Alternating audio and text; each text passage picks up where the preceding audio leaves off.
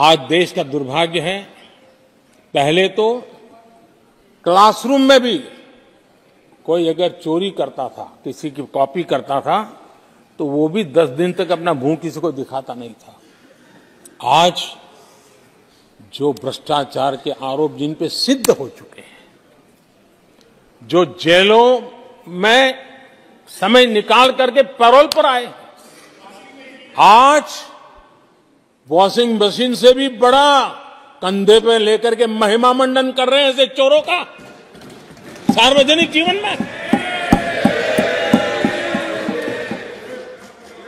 कहां ले जाना चाहते हो देश को तुम? जो सजा हो चुकी है, मैं ये तो समझता हूं कि आरोप जो है उनके लिए तो आप सोच सकते हैं, लेकिन जो गुनाह सिद्ध हो चुका है, जो सजा काट चुके हैं, जो सजा काट रहे हैं, ऐसे लोगों का महिमा मंडन करते हो आप? कौन सा कल्चर और देश की भावी पीढ़ी को क्या प्रेरणा देना चाहते हो आप? कौन से रास्ते और ऐसी कौन सी आपकी मजबूरी है?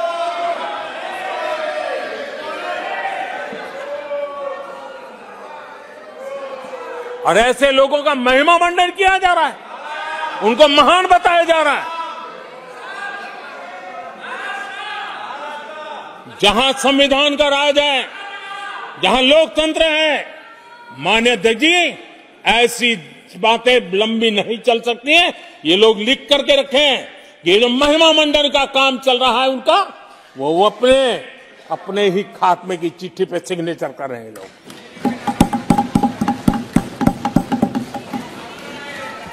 आदरणीय अध्यक्ष जी, जांच करना ये एजेंसियों का काम है।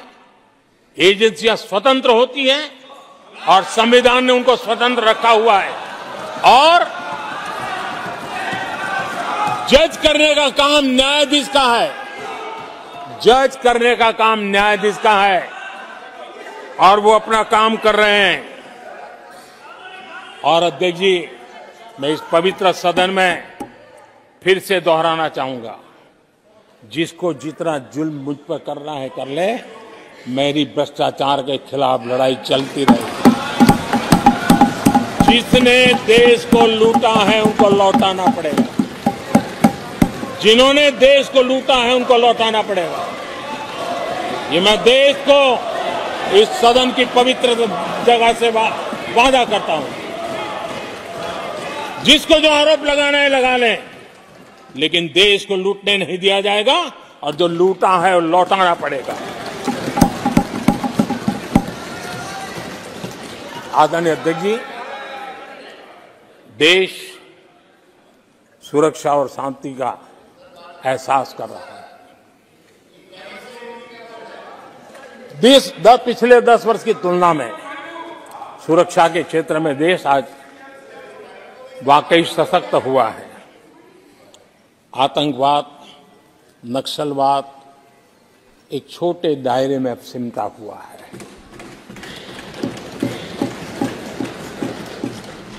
लेकिन भारत की जो टेररिज्म के प्रति जीरो टॉलरेंस नीति है, आज पूरे विश्व को भी भारत की इस नीति की तरफ चलने के लिए मजबूर होना पड़ा।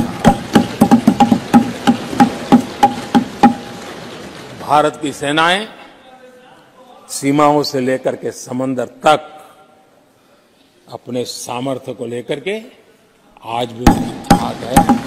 हमें हमारी सेना के पराक्रम पर गर्व होना चाहिए। हम कितना ही उनके मोरल तोड़ने की कोशिश करें, मुझे मेरी सेना पर भरोसा है। मैंने उनके सामर्थ्य को देखा है। कुछ राजनेता सेना के लिए हल्के फुल्के शब्द बोल दें, इससे मेरे देश की सेना डिमोरलाइज होगी। ये सपनों में कोई रहते तो निकल जाए। देश के मूड को वो खत्म नहीं कर सकते, और किसी के एजेंट बन करके इस प्रकार की भाषा अगर कहीं से भी उठती है, देश कभी स्वीकार नहीं कर सकता है। और जो खुलेआम देश में अलग देश बनाने की वकालत करते हैं,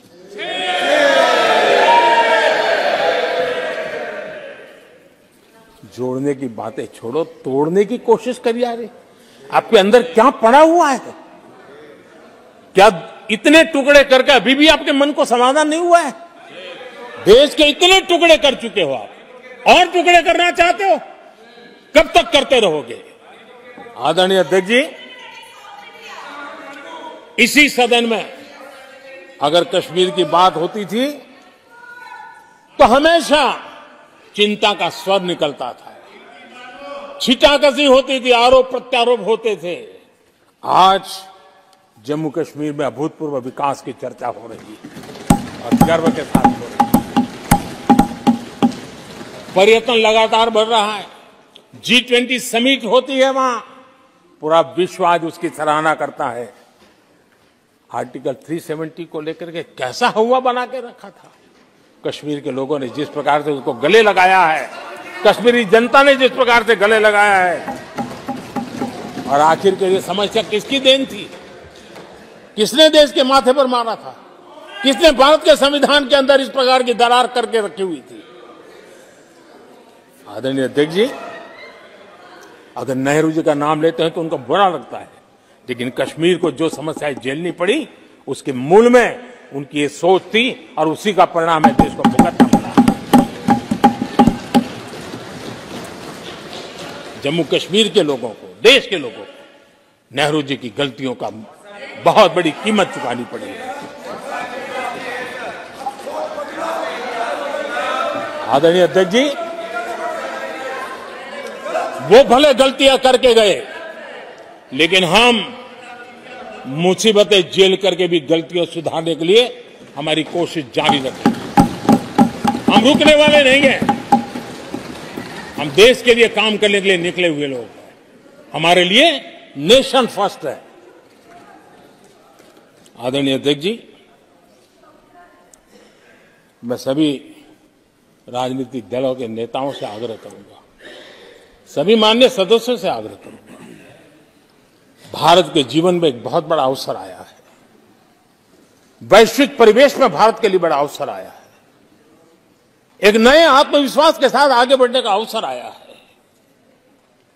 राजनीति अपनी जगह पे होती है, आरोप प्रत्यारोप अपनी जगह पर होता है, लेकिन देश से बढ़कर कुछ नहीं होता है।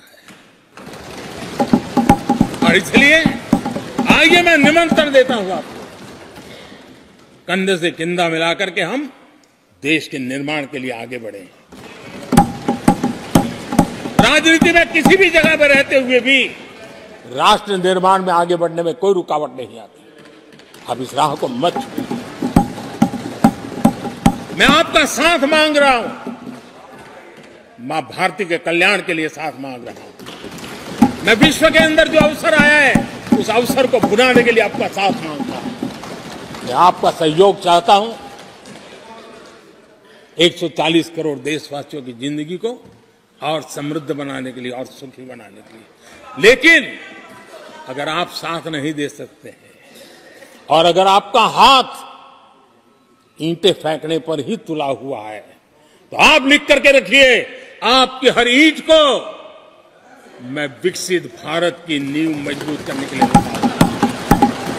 आपके हर पत्थर को मैं विकसित भारत के जो सपनों को लेकर के हम चले उसकी नींव मजबूत करने के लिए मैं लगाऊंगा और देश को हम उस समृद्धि की ओर लेके जाएंगे।